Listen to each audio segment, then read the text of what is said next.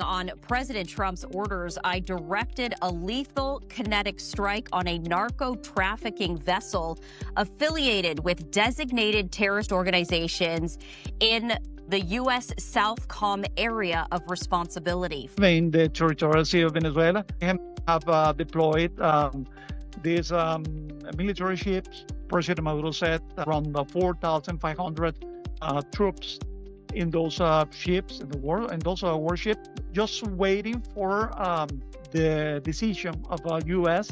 to start attacking Venezuela.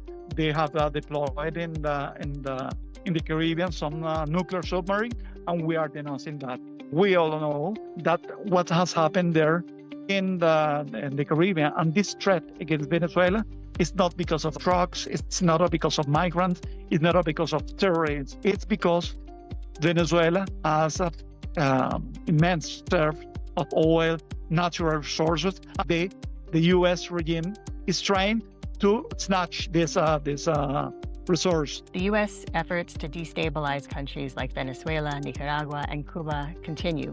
This includes the U.S. imposing at least 76 of its over 800 overseas bases and cooperative security locations in this region to surveil countries which refuse its imperialist policies, like Cuba and Venezuela, through its outposts in occupied Puerto Rico. The U.S. has also unilaterally enacted severe economic, social aid, and other sanctions on Venezuela as a means to force their compliance with U.S. policies. The current doctrine prioritizes unarmed, that's peaceful, constitutional, and legal struggle. The government has been formed and has heard the cries and the aspiration of the people.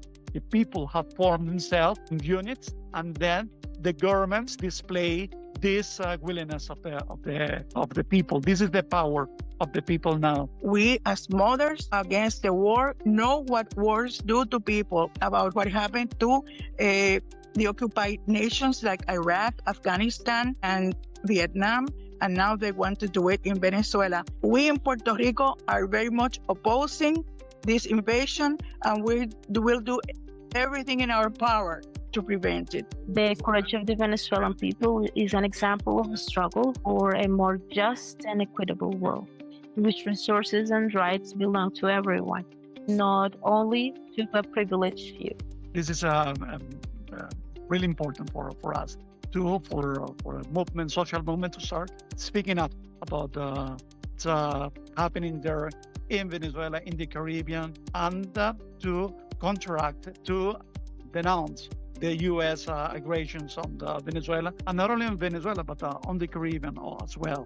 The critical importance of respecting Venezuelan sovereignty and opposing the U.S. military and economic aggression. These voices call for solidarity, peace, and collective resistance as the path forward to defend sovereignty and the dignity of all peoples in the region under imperialist pressures. La lucha sigue, and as we say in the Philippines, padayon.